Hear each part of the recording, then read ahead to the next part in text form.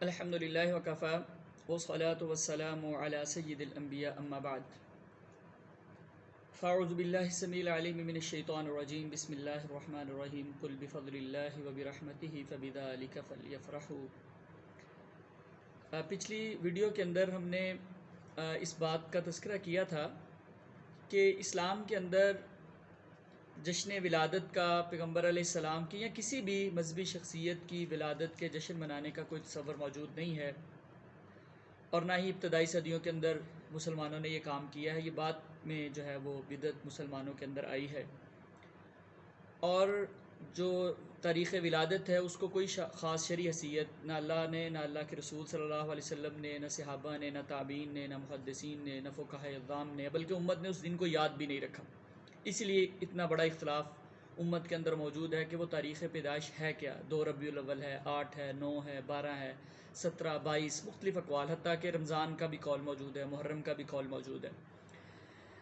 اب جو لوگ پیغمبر علیہ السلام کی ولادت کا جشن مناتے ہیں، اینولی اس کو سیلیبریٹ کرتے ہیں، وہ اس کے لیے مختلف دلائل دیتے ہیں۔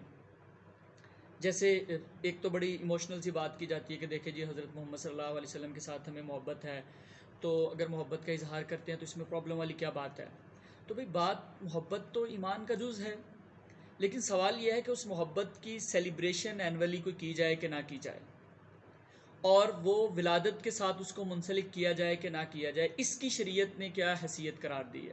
اگر اس کو شریعت نے ثواب نہیں کہا تو ہم اپنے پاس سے ثواب کہہ رہے ہیں، تو یقیناً یہ پھر بدعت ہے، اس میں کوئی دوسری رائے نہیں ہو سکتی۔ پھر کہا جاتا ہے کہ جی دیکھیں درود شریف پڑھنا ثواب کا کام ہے، اس کی یہ فضیلت بیان ہوئی ہے، تو ہم بھی تو درود شریف پڑھتے ہیں۔ تو اس میں تو کوئی شک والی بات نہیں ہے کہ درود شریف پڑھنا بہت بڑی عبادت ہے، لیکن سوال پھر وہی ہے کہ اس کو ولادت کے دن کے ساتھ خاص کرنا، یا اس ولادت کے دن کو کوئی خاص امپورٹنس دے کے درود پڑھنا، یا اس دن کو متعین کر لینا، اس کی شرعی حیثیت کیا ہے؟ سوال تو یہ ہے اصل میں۔ تو درود پڑھنے پہ کسی کو اعتراض نہیں ہے، اور ویسے یہ کوئی درود نہیں ہے صرف، یہاں پہ تو ڈھول ڈمکہ بھی ہوتا ہے اور چراغاں بھی ہوتا ہے، خاص جو ہے محفلوں کو سیلیبریٹ، محفلیں سجائی جاتی ہیں، تو محفلیں سجانے کے امکانات تو اس وقت بھی موجود تھے نا، مواقع موجود تھے۔ تو اگر یہ کوئی خاص اہمیت کا کام ہوتا ہے، یا یہ محفل ولادت کی خوشی میں محفل منانا، یہ اگر ثواب ہوتا تو اللہ کے رسول بتا دیتے۔ اگر آپ نے نہیں بتایا تو ہم اپنے پاس سے اس کو ثواب کہہ رہے ہیں، تو پھر یہ بدعت ہے، اس کے علاوہ اس کو اور کیا کہا جا سکتا ہے؟ پھر قرآن پاک کی آیت جو میں نے تلاوت کی ہے، اس سے استدلال کیا جاتا ہے کہ اللہ کے رسول اللہ تعالیٰ فرما رہے ہیں قل اے نبی کہہ دیجئے بفضل اللہ وبرحمتہ، اللہ کے فضل اور اس کی رحمت کے ساتھ، فبذلک فلیفرحوا، چاہیے کہ وہ خوش ہوں۔ اب یہاں پہ ایک تو یہ گھپلا کیا جاتا ہے کہ خوشی منانا اور خوش ہونا دونوں میں ایک فرق ہوتا ہے۔ ایک ہوتا ہے کہ جب آپ کو کوئی بات پہنچتی ہے تو آپ کو یقیناً اس پہ خوشی ہوتی ہے، ایک یہ کہ آپ اس کی سیلیبریشن کے لیے کوئی دن خاص کر لیتے ہیں۔ تو یہ دن کہاں سے نکال لیا ہم نے اس آیت کریمہ سے؟ پہلی بات تو یہ ہے کہ اس آیت کریمہ کا اگر آپ پچھلے والا حصہ پڑھیں، اس سے پچھلی آیت پڑھیں، تو اس میں اصل میں قرآن پاک کا تذکرہ ہو رہا ہے۔ اللہ تعالیٰ فرما رہے ہیں کہ ہم نے قرآن نازل کیا ہے، یہ شفا ہے لوگوں کے لیے، سینوں میں جو چیز ہے اس کے لیے شفا ہے۔ اس کے بعد کہا ہے کہ اللہ تعالیٰ کی اس رحمت پہ ان کو خوش ہونا چاہیے۔ تو یعنی جس مقصد کے لیے یہ آیت اللہ نے نازل کی ہے اس کی تو کوئی سیلیبریشن نہیں ہے۔ ہم نے قرآن پاک کی تکمیل، الیوم اکملت لکم، یہ جو بھی آیت کریمہ سب سے آخر پہ نازل ہوئی، محدثین کے یا مفسرین کے مختلف اقوال ہیں، اس کے دن ہم نے کبھی کوئی چراغاں کیا ہے یا اس کی کوئی سیلیبریشن شروع کی ہو ہم نے؟ ہاں یہ ہے کہ ضد میں آ کے شروع کر لیں تو الگ بات ہے، لیکن فی الوقت اس کو سارے ہی غلط سمجھتے ہیں، اس کو کوئی بھی نہیں کرتا، حالانکہ جس مقصد کے لیے، جس کانٹیکسٹ میں یہ آیت کریمہ آئی ہے۔ دوسری بات یہ کہ اگر اس آیت کریمہ سے پیغمبر علیہ السلام کی یوم ولادت کی سیلیبریشن یا اس کے سلسلے میں کوئی خاص محفلوں کا انعقاد یا کچھ چراغاں یہ اس سے نکلتا ہوتا، تو یہ آج تک امت کو اس آیت سے یہ چیز کیوں نہیں سمجھ آئی؟ نہ صحابہ کو سمجھ آئی، نہ تابعین کو سمجھ آئی، نہ خود اللہ کے رسول صلی اللہ علیہ وسلم نے یہ چیز بتائی۔ اتنی صدیوں تک امت کو یہ مفہوم سمجھ نہیں آیا، یہ آج ہمارے مولویوں کو کیوں سمجھ آ گیا ہے، جنہوں نے ایک چیز اپنے پاس سے بنا لی، اب اس قرآن کی آیات کو اس کے مطابق مولڈ کرنے کی کوشش کر رہے ہیں۔ اور دوسری بات میں پچھلی ویڈیو میں بھی ذکر کیا تھا، ایک ہوتا ہے اسپونٹانیسلی آپ کو کسی چیز کی خوشی ہوتی ہے، بداہتاً آپ کو کسی چیز ملتی ہے تو خوش ہو جاتے ہیں۔ ایک یہ کہ آپ اس کو باقاعدہ سے سیلیبریٹ کرتے ہیں، اینول سیلیبریشن رکھ لیتے ہیں، منتھلی سیلیبریشن رکھ لیتے ہیں، تو اس کا ثبوت ہونا بھی ضروری ہے اگر آپ اس کو دین سمجھتے ہیں، شریعت سمجھتے ہیں۔ اور دوسری بات یہ ہے کہ یہاں پہ تو اللہ تعالیٰ کہہ رہے ہیں کہ اللہ کی رحمت اور فضل پہ خوشیاں مناؤ، اگر آپ کا ترجمہ خوشیاں منانے والا ہی کر لیا جائے تو زندگی میں بے شمار خوشیاں آتی ہیں۔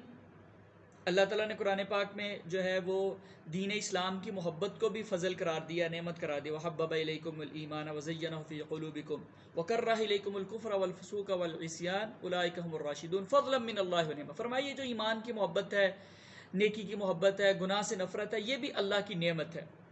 تو اگر انسان کو کسی لمحے یا کسی دن کسی خاص گناہ سے نفرت پیدا ہو جائے تو اس کا مطلب اس کو اللہ کی نعمت حاصل ہو گئی ہے، تو کیا وہ اب اس کی اینول سیلیبریشن کرنا شروع کر دے اور اس اینول سیلیبریشن کو ثواب سمجھنا شروع کر دے، جو بڑی بات ہے، جس کی وجہ سے ہم اس کو بدعت کہتے ہیں کہ آپ اس کو دین سمجھ کے کرتے ہیں، ثواب سمجھ کے کرتے ہیں۔ اگر آپ اس سیلیبریشن کو دین یا ثواب سمجھ کے نہ کرتے ہوتے تو صرف اس پہ ایک ہی ایلیگیشن آتا، وہ ہوتا غیر قوموں کی مشابہت والا، جس سے شریعت نے منع کیا ہے۔ جب آپ اس کو ثواب کہہ رہے ہیں، دین کہہ رہے ہیں، تو پھر یہ بدعت کے زمرے میں بھی آ جاتی ہے۔ تو بہرحال اس آیت سے استدلال کرنا جو ہے وہ ایک بڑی ہی نامعقول بات ہے اور وہ بنتا نہیں ہے۔ کچھ لوگ جو اس بات سے بھی استدلال کرتے ہیں کہ اللہ کے رسول صلی اللہ علیہ وسلم سوموار کا روزہ رکھتے تھے، تو آپ سے پوچھا گیا کہ آپ روزہ کیوں رکھتے ہیں، تو آپ نے فرمایا کہ مجھے جو ہے وہ اس دن میری یوم الاثنین کو جو ہے سوموار والے دن میری پیدائش ہے، تو میں یعنی جو حدیث کا مفہوم یہ ہے کہ میں شکرانے کے طور پہ روزہ رکھ لیتا ہوں۔ اس سے استدلال کرتے ہیں سالانہ محفل میلاد کی۔ اب سوال یہ ہے کہ جس نبی نے یہ بات بتائی ہے، پہلے تو اس حدیث کو سمجھ لیں کہ یہ جو سوموار اور جمعرات کا روزہ ہے نا، اس کی محض علت یہ نہیں کہ اللہ کے رسول صلی اللہ علیہ وسلم سوموار کو پیدا ہوئے، پیغمبر علیہ السلام جمعرات کو بھی روزہ رکھا کرتے تھے۔ اور دوسری حدیث کے اندر اس بات کا تذکرہ ہے، جب آپ سے پوچھا گیا کہ آپ سوموار اور جمعرات کا روزہ کیوں رکھتے ہیں، تو آپ نے فرمایا کہ سوموار اور جمعرات کو اللہ کے پاس اعمال پیش کیے جاتے ہیں، یہ جو اس کے ویکلی ایک اللہ کے سامنے پیش کرنے کا ہے۔ تو میں چاہتا ہوں کہ جب میرا عمل میرے رب کے سامنے پیش کیا جائے تو میں روزے کی حالت میں ہوں۔ تو یہ کہنا کہ وہ صرف ولادت کی خوشی میں تھا، وہ ایک شکر کے طور پہ اگر اس یعنی وہ پیغمبر علیہ السلام جو اس مقصد کے لیے روزہ رکھ رہے ہیں سوموار اور جمعرات کو، اس میں آپ نے اس بات کو بھی ایڈ کر لیا کہ میری پیدائش بھی اس دن ہوئی تھی، تو ایک لحاظ سے وہ پیغمبر علیہ السلام کی طرف سے جو ہے وہ شکرانہ بھی ہے۔ اور ہم جب روزہ رکھتے ہیں تو وہ پیغمبر علیہ السلام کی سنت سمجھتے ہوئے اس کو رکھ لیتے ہیں۔ تو وہاں سے اینول سیلیبریشن ہم نے کہاں سے نکال لی؟ اس سے تو پھر اگر آپ اس سے کوئی سیلیبریشن نکالنا چاہتے ہیں، پہلی بات تو یہ سیلیبریشن نکلتی نہیں ہے، وہ کوئی سیلیبریشن نہیں ہوتی روزہ جو ہوتا ہے۔ اور اگر آپ کوئی سیلیبریشن نکالتے ہیں وہ تو ویکلی نکلتی ہے، پھر اینول تو نکلتی نہیں ہے اس میں سے۔ سوال یہ ہے کہ جو آپ سالانہ ولادت کی خوشی مناتے ہیں، اس کی دلیل کیا ہے؟ اس کو شریعت نے ثواب کہا ہے کہ نہیں؟ اس کی اجازت دی ہے کہ نہیں دی؟ یہ سوال ہے۔ اور اگر شریعت نے اس کو ثواب نہیں کہا، آپ اپنے پاس سے ثواب بناتے ہیں، تو پھر یہ بدعت ہے۔ اسی طرح نبی صلی اللہ علیہ وسلم کی وہ ایک حدیث آتی ہے کہ آپ نے یہودیوں سے پوچھا تم 10 محرم کا روزہ کیوں رکھتے ہو؟ تو انہوں نے کہا جی اللہ تعالیٰ نے حضرت موسیٰ کو نجات دی تھی فرعون سے، تو انہوں نے شکرانے کے طور پہ روزہ رکھا تھا، تو ہم بھی روزہ رکھتے ہیں۔ تو آپ نے فرمایا کہ ہم بھی موسیٰ کے زیادہ حقدار ہیں، تو 10 محرم کا روزہ پیغمبر علیہ السلام رکھا کرتے تھے۔ پہلی بات تو یہاں پہ بھی سمجھنے والی ہے کہ وہ روزہ یہودیوں کے اس کہنے کی وجہ سے شروع نہیں کیا گیا تھا۔ بخاری شریف کو پڑھ کے دیکھیں جہاں پہ 10 محرم کے روزے کا تذکرہ ہے، یہ تو جاہلیت میں پہلے ہی، اسلام کی آمد سے پہلے بھی عرب کے لوگ رکھتے تھے 10 محرم کا روزہ۔ اور حضرت محمد صلی اللہ علیہ وسلم نے بھی نبوت ملنے کے بعد جب اسلام آیا تو آپ نے بھی اس روزے کو جاری رکھا، یعنی آپ مکہ کے اندر بھی یہ روزہ رکھا کرتے تھے۔ مدینہ تشریف لائے تو یہودی بھی رکھتے، تو آپ نے ان سے پوچھ لیا بھی تم کیوں رکھتے ہو؟ تو آپ نے ان کی وجہ سے شروع نہیں کیا، کنٹینیو رکھا ہے اس کو، چونکہ وہ جاہلیت میں بھی تھا، شاید وہ دین ابراہیمی سے چلا آ رہا ہوگا، پیغمبر علیہ السلام نے بھی اسلام آنے کے بعد اس کو باقی رکھا، اور پھر جو ہے وہ مدینہ میں آ کے بھی آپ نے اس کو جاری رکھا۔ ہاں جب رمضان کے روزے فرض ہو گئے تو پھر اس کی فرضیت ختم کر دی گئی، کہا کہ اب تمہاری مرضی ہے، رکھنا چاہو تو رکھ لو، نہ رکھنا چاہو تو نہ رکھو۔ تو اس سے جو ہے وہ کسی شخصیت کی پیدائش کی خوشی منانا، اس کا تصور یہ کہاں سے آ گیا؟ پہلی بات تو یہ ہے کہ یہ عمل ان کی وجہ سے، یہودیوں کی وجہ سے نہیں شروع کیا گیا، وہ یہودیوں کی سیلیبریشن تھی، ٹھیک ہے؟ اگر آپ اس کو روزے کو سیلیبریشن مان بھی لیتے ہیں، حالانکہ روزہ کو سیلیبریشن نہیں ہوتا، وہ شکرانے کے طور پہ ایک روزہ رکھتے تھے، وہ کوئی جشن نہیں ہوتا۔ جشن آپ کو پتہ کیا ہوتا ہے؟ جس طرح عید ایک جشن ہے، اس کو ہم باقاعدہ سیلیبریٹ کرتے ہیں، خوشی مناتے ہیں، کھیل تماشا ہوتا ہے، جو بھی ہمارے خوشی کے جو شریعت کے ممکنہ طریقے ہوتے ہیں وہ ہم اپنانے کی کوشش کرتے ہیں۔ تو سوال یہ ہے کہ وہ کوئی کسی کی پیدائش کی ولادت کی خوشی نہیں تھی۔ جو بنیادی سوال یہاں پہ ہے وہ یہ ہے کہ ولادت کی خوشی منانے کا اسلام میں تصور کیا ہے؟ تو اسلام میں کوئی تصور نہیں ہے۔ اگر آپ مناتے ہیں تو وہ غیر مسلموں کی مشابہت کرتے ہیں. اور دوسری بات، غیر مسلموں کی مشابہت جو ہے اس کے بعد اگر آپ اس کو دین بھی سمجھ لیتے ہیں تو پھر وہ بدعت کر لیتے ہیں. تو وہ جو روزہ تھا 10 محرم کا، وہ ان کی مشابہت میں شروع نہیں کیا گیا تھا، وہ تو مسلمان آلریڈی رکھتے تھے، اتفاق سے وہ ان کا بھی وہ دن آ گیا. اور یہ کہنا کہ پیغمبر علیہ السلام نے ان کو منع نہیں کیا، تو بھئی وہ یہودی تھے، یا تو وہ مسلمان عمل کر رہے ہوتے تو پیغمبر علیہ السلام اس عمل کو کی تحسین کرتے، تو پھر بھی اس سے زیادہ تو پھر تو ہم کہہ سکتے تھے کہ یہ تقریری سنت ہو گئی یا فعلی سنت ہوگی. لیکن آپ صلی اللہ علیہ وسلم نے تو اپنے عمل کو جاری رکھا ہے، ان کے وجہ سے اس کو ختم نہیں کیا. ہاں، ان کی مشابہت کو ختم کرنے کے لیے آپ نے فرمایا تھا کہ میں اگر زندہ رہا اگلے سال تو میں 9 کا روزہ ضرور رکھوں گا. تو بہرحال اس سے استدلال کرنا کسی بھی شخصیت کی، مذہبی شخصیت کی ولادت کی خوشی کو منانے کا، تو یہ ایک بڑی نامناسب بات ہے اور غیر علمی بات ہے. آخری حوالے ایک بات اور کر کے بات کو ختم کرتے ہیں.